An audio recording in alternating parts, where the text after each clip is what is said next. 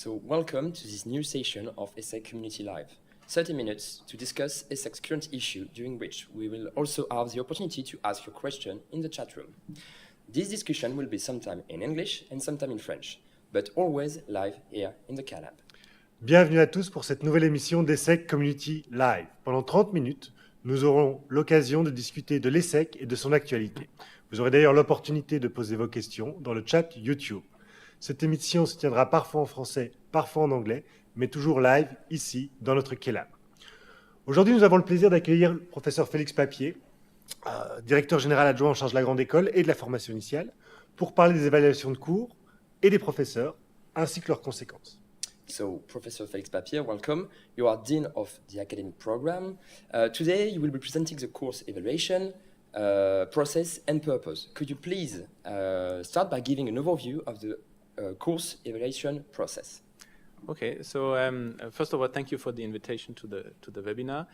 The course evaluation process typically starts at the end of an academic course or pedagogical activity. Actually, it applies to all courses, independent of the program, for the Grande École, for the BBA, even for the executive education part. So every course at Essec is evaluated, and the evaluation process starts at the end of the courses, so typically after the last session or after the second last session. And then the students have a limited period of time during which they can reply to the questionnaire. That's a questionnaire that is on the banner system, so they receive a reminder and can access through the banner My Essec interface to this evaluation.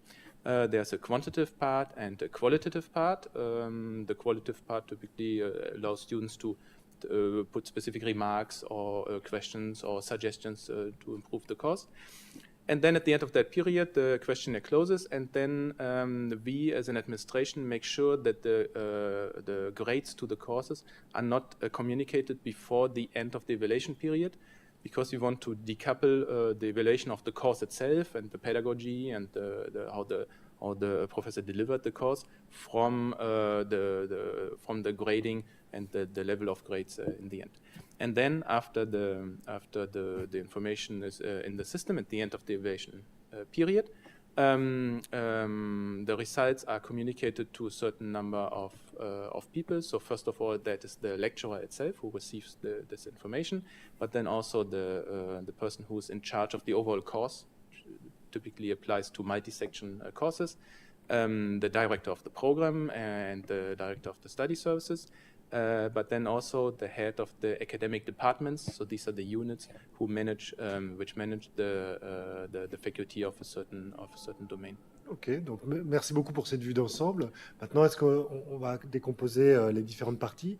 Est-ce que vous pourriez nous parler du taux de réponse des étudiants? Est-ce que, en général, tous les étudiants répondent ou très peu, ou bien est-ce que c'est équilibré? C'est effectivement une question qui nous préoccupe beaucoup. Le taux de réponse en moyenne sur l'ensemble des cours et des programmes, c'est autour de 60%. Ça veut dire 3 sur 5 étudiants répondent aux évaluations. Ça, en soi, pour moi, c'est un taux...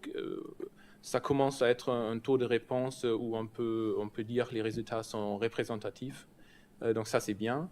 Par contre, il y a une grande hétérogénéité, une grande variabilité entre le taux de réponse. Il y a certains cours où le taux de réponse est 20 ou 25%, et d'autres où le taux est très élevé à 85, 90 ou 95%. Et une priorité pour moi, en tant que directeur général adjoint en charge de la formation initiale, c'est plutôt de travailler sur le taux de réponse, sur des cours où le taux de réponse est très faible. C'est moins la moyenne qui me dérange, mais plutôt le fait que nous avons des cours où on a un étudiant sur 5 qui répond, parce que là, c'est vraiment pas représentatif. Alors peut-être que face à cette problématique, là je me fais la voix aussi du comité d'élèves en fait, qui mettait sur la table ce problème. Pourquoi ne pas rendre ce système obligatoire ? Comme ça peut peut-être se faire dans d'autres écoles, là je pense à l'EM Lyon.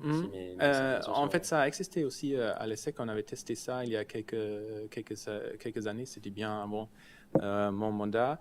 Effectivement, on peut se poser la question, est-ce qu'on le rend obligatoire? Et souvent, le système et la mécanique que je connais, c'est de dire les étudiants n'ont pas accès à leurs notes de secours s'ils n'ont pas rempli le questionnaire d'évaluation. Il y avait plusieurs problèmes que nous avons constatés à la fin de cette expérience de ce test. À l'époque, c'est à la fois c'est pas si facile à mettre en place. Donc, par exemple, qu'est-ce qui se passe si un étudiant n'a pas répondu pendant la période limite qui lui est donnée? Est-ce qu'on lui donne la note ou non? Est-ce qu'on lui donne de temps supplémentaire? Combien de temps? Donc, c'est pas si facile à gérer. Il y avait beaucoup d'étudiants qui n'ont pas rempli et après ils ont eu des problèmes d'avoir accès à leur bulletin scolaire, etc. Ça, c'est une problématique. Et la deuxième problématique est que nous, à l'époque, on voulait aussi éviter de forcer les étudiants à remplir un questionnaire qu'ils ne souhaitent pas remplir, dans le sens que ça peut introduire des biais pour le cours dans les deux sens, que quelqu'un remplisse justement pour avoir sa note et pas parce qu'il souhaite donner du feedback. Et ça peut avoir généré une vue qui n'est pas représentative non plus de vraies pensées aux perceptions des étudiants. So you said that there are different elements in the evaluation, both qualitative and quantitative. Could you please describe a bit better the different dimensions of the evaluation, and at the end of the day, what's the objective of those evaluations?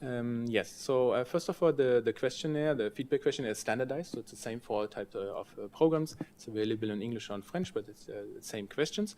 So there are three different parts. So first of all is about the course itself and how it is communicated and structured. So for example, are the objectives of the course clear?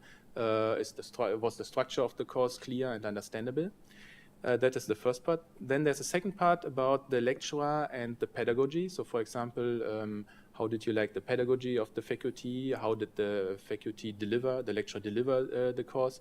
How did you how did you like the slides and the other course material that was given to you? And then there's a last part to summarize that, where there are two questions. One, I think that's very important. The first one is the course relevant to you for your studies or for your future career? And I think that's very important because we want to have courses that are relevant to our students. And then the question is, are you generally satisfied with the score? So that's kind of a summary question. And for each of the questions, or for each block of questions, you can leave free text comments on things that were positive and things that were negative. And so come to the second part of your question, what are the objectives? So for us, that is the course evaluation system is an outil de pilotage, a tool for continuously improving our pedagogy and our programs and our teaching. So that is why the first recipient of the results of the questionnaire, of the evaluation, is the lecturer who teaches the course. So ideally, the lecturer has access to this information, and ideally reviews that very carefully and thinks, okay, there are some aspects that I can improve, some aspects that are particularly well received, so maybe I can even use that for other courses, etc. So that is the main usage. But then we also give access to the director of the program and to the head of the department to which the faculty is assigned, to make sure that if there is a consistent weakness in a certain course and a certain type of pedagogy from a faculty, that this is also addressed on a more overall level. Ah, peut-être que là, je vais poser une question qui est un peu dans l'actualité un peu de ce qui s'est passé récemment, mais de manière plus générale. Là, vous nous avez bien expliqué le contexte un peu général des évaluations. On a compris qu'en fait, déjà, d'un titre informatif, c'était important pour l'administration. Maintenant, en tant qu'étudiant, nous, on est en droit peut-être de se poser la question des évaluations de manière, dans leurs conséquences, en fait, dans la cause directe de ce que ça va impliquer, quand une évaluation, surtout, est trop faible, parce qu'on se doute bien que quand une évaluation est plutôt qualitative pour le professeur, on ne va pas changer grand-chose. Quand une évaluation est trop faible, qu'est-ce que ça implique au niveau de l'administration? Qu'est-ce que le professeur qui donne le cours va pouvoir faire? Qu'est-ce que l'administration va faire? Voilà, est-ce que vous pouvez nous expliquer un peu comment ça se passe pour que nous, on ait une idée un peu du retour que vous donnez à vos enseignants? Oui, c'est une très bonne question, évidemment. Ça, c'est la question quelle est la conséquence après les évaluations. C'est d'abord à l'intervenant même de tirer les conséquences, d'améliorer son cours. L'administration intervient plutôt si ça ne s'améliore pas après la deuxième fois enseigner le cours. Et là, c'est soit le directeur de programme, surtout pour des programmes avec une taille moins grande, comme par exemple les masters spécialisés, C'est le directeur de programme qui entraîne un dialogue en continu avec ses intervenants qu'il a choisis pour ces cours de son programme, de travailler avec eux, de voir qu'est-ce qu'on peut améliorer et à un certain moment de constater si cet intervenant pour ce cours-là en particulier peut-être pas la bonne personne parce que son profil, le profil ne correspond pas, ou si le cours dans l'ensemble du programme n'est pas le bon cours parce que c'est un sujet qui peut être très bien mais qui intéresse moins les étudiants, etc., qui en tire des conséquences et soit change le cours ou l'intervenant. Et ça, c'est quelque chose qu'on fait quotidiennement, tout en continu, on change des intervenants. C'est évidemment dans l'ensemble des contraintes et de la stratégie de l'école. L'évaluation de cours, c'est toujours un élément parmi d'autres. Nous faisons aussi beaucoup d'attention de respecter notre propre stratégie de programme, aux stratégies de notre pédagogie, et aussi l'avis d'autres professeurs ou d'autres experts. La plupart des programmes ont un International Advisory Board avec des professionnels. Donc nous prenons en compte l'ensemble de ces éléments pour prendre des décisions. And so what would happen if professors would have systematically or consistently low evaluations from his teaching? Well, in most of the cases, the lecturer is replaced, or if it's a problem more specific to a course, the course is changed or not proposed anymore.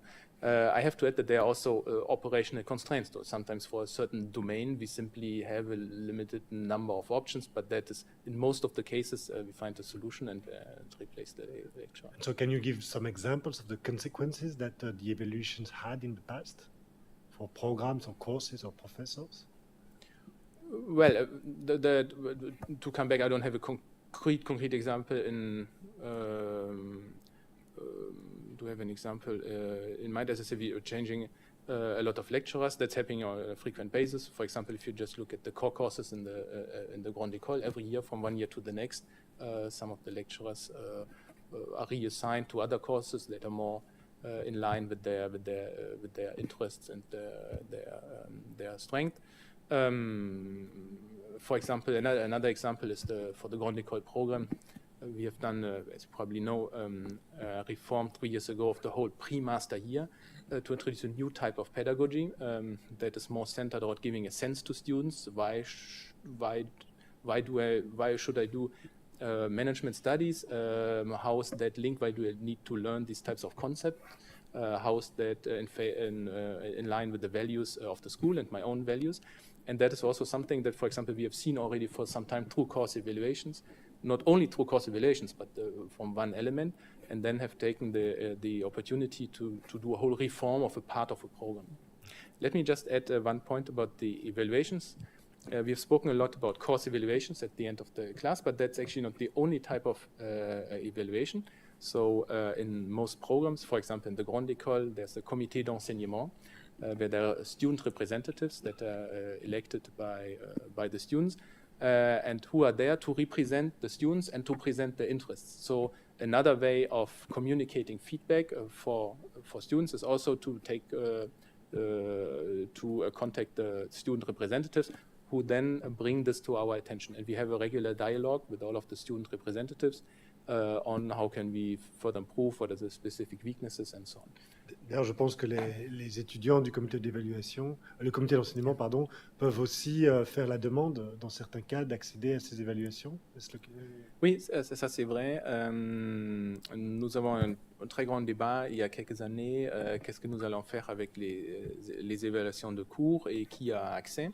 Et dans cette optique-là, à la suite de ce débat, nous avons décidé de permettre aux représentants, par exemple dans la Grande École, les représentants qui sont dans le comité d'enseignement, sur un motif justifié, d'avoir accès aux évaluations de cours pour un cours en particulier où il y a des questions et des points d'interrogation. Alors, on va prendre un exemple récent qui fâche. En tout cas qui a fâché visiblement au moins un étudiant, puisqu'il a envoyé un email. Alors, je tiens tout de suite à dire que on va faire une émission spéciale Essec Community Live sur cette question, sur la question d'Imagination Week, pour justement pouvoir débattre avec son organisateur, qui est le professeur Xavier Pavie, qui est directeur de l'Imagination Week. Donc, on ne va pas rentrer dans les détails aujourd'hui, mais peut-être que vous pouvez déjà nous en dire un peu plus. Est-ce qu'on a des retours sur l'Imagination Week, puisqu'elle a été évaluée, comme chaque année d'ailleurs. Donc, peut-être que vous pouvez déjà nous dire quelque chose par rapport à ça. Je ne vais pas trop rentrer dans les détails parce que je crois que Xavier Pavie il peut expliquer ça peut-être mieux que moi. Nous avons un retour du questionnaire d'évaluation, ça c'est très important, avec un taux de réponse autour de 25%. Ça en soi c'est un peu plus faible que la moyenne de 60%, mais vu que l'Imagination Week a été suivi par un grand nombre d'étudiants, donc les 25% ça correspond déjà à 200 réponses, donc ça nous donne une représentation des avis différents assez large. En général, l'Imagination Week est appréciée, surtout la partie des conférences. Donc là, nous avons beaucoup de retours positifs et quelques points d'interrogation sur le travail en groupe et avec les coachs. Et ça sera adressé, je crois que Xavier Pavie va parler de ça plus en détail, mais avec un groupe de travail qui se pose des questions. Comment est-ce qu'on peut faire évoluer et encore rendre plus attractif l'Imagination Week, qui est un événement clé de notre communauté de l'Essec. En tout cas, ce que vous dites juste pour clore ce sujet, c'est que les évaluations qui sont faites par les étudiants sur l'Imagination Week seront prises en compte dans ces groupes de travail qui c'est toute la base de la discussion, exactement. Et donc c'est important du coup que les étudiants remplissent ce questionnaire pour qu'ils aient été satisfaits ou pas pour que ça change. Oui, c'est extrêmement important de saisir ou d'utiliser les canaux officiels de retour. Donc c'est à la fois le questionnaire, à la fois des représentants, comme on vient de discuter, représentants dans le comité d'enseignement qui vont être impliqués aussi dans cette réflexion. Et troisièmement, vous pouvez aussi toujours nous contacter, soit moi, Marie-Noël Quebec, Xavier Pavie et n'importe quelle autre personne dans l'administration avec un avis plus spécifique ou expliqué. Okay. So now let's take a step back and reflect a bit on those evaluations. And I'm afraid a bit of possible bias about it because we know that typically professors that are more charismatic or maybe also funnier than the professors may have a better evaluation just because of that, not because the content is more relevant or that they are better teachers as such. And also actually, well, you know that there's always this question about potential sexism. Typically, some professors, because they are male, they may have better evaluations. This has been shown by different types of studies. So what do you think about those biases and how can we protect the school from them? That is a good question. So I have not done any specific statistical scientific analysis of these biases, but I've often heard this argument, and I think we cannot exclude that there are biases without that I have any specific data to prove it or to disprove it. So since we cannot exclude that there are certain type of biases, I think it's important to take into account how the evaluations are used and to make sure that the biases do not have an overly strong impact on the decision making. And that is why, coming back to what we said before, the student evaluations are always one element of feedback in the feedback process. We also try to see how does the course fit into the pedagogical strategy of the program and of the school. What is the opinion from other experts, either from the professional world or among the professors.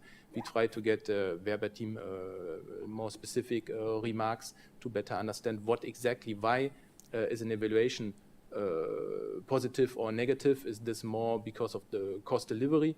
As you said, might be perceived depending on the personality of the faculty, which is also part of the evaluation. I mean, it's totally natural that this is also evaluated, but to make sure that we understand this, it's often through reading the remarks that we get a fairly good sense of that.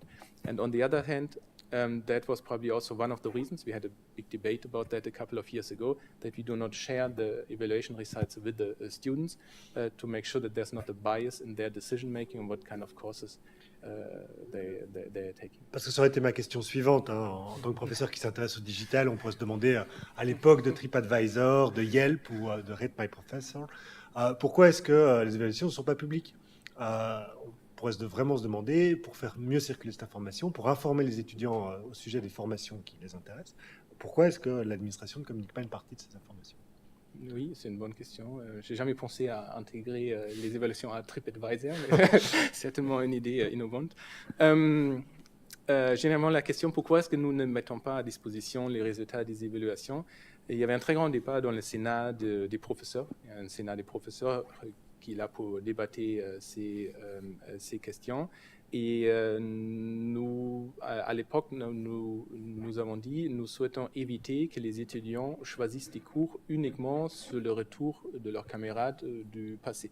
À mon avis, il y a plusieurs, c'est une décision multifacteur. Donc, est-ce que c'est un cours qui est en phase avec mon projet professionnel? Est-ce que c'est un cours qui est cohérent avec les cours que j'ai déjà choisis dans le passé? Et nous avons eu un peu peur que si nous mettons un système à disposition, un système officiel avec des retours, que ça introduit un bias dans la prise des décisions. Et surtout, vu que nous ne pouvons pas exclure d'autres bias dans l'évaluation, donc par exemple une personne qui est charismatique, qui a toujours des bonnes évaluations, pas pour le contenu, mais pour sa façon d'enseigner, de mettre ça au cœur de la décision des étudiants. Oui, du coup, la conséquence, c'est que les étudiants vont s'organiser. Je savais que vous êtes sans doute au courant du court-métrage, qui est un document qui justement fait exactement ce travail-là, qui permet aux étudiants de partager leur avis au sujet des professeurs ou des enseignements. Du coup, est-ce qu'il n'y a pas un risque que si on ne le fait pas nous, eh bien, il y a un système alternatif et du coup, peut-être qui a ses biais à lui, existe. J'ajouterais juste en plus à ça que le système de choix des cours de l'Essec pousse en fait à ces systèmes-là puisqu'on mise des points et que le manque d'informations, alors relatif, mais le manque d'informations sur la qualité d'un cours, donc sur le nombre de points qu'il faut miser dessus, nous invite nous-mêmes à s'organiser. Alors ça fait un peu révolution, mais à s'organiser pour tout simplement pour ne pas rater sa mise de points. C'est un contexte très actuel puisque c'est aujourd'hui. C'est vrai qu'on pourrait se dire pourquoi par exemple est-ce que l'Essec ne donne pas les points en moyenne qui sont nécessaires pour avoir tel ou tel cours, par exemple, au-delà même de l'évaluation quantitative. Ça c'est un peu une autre question pour moi de donner le nombre de points.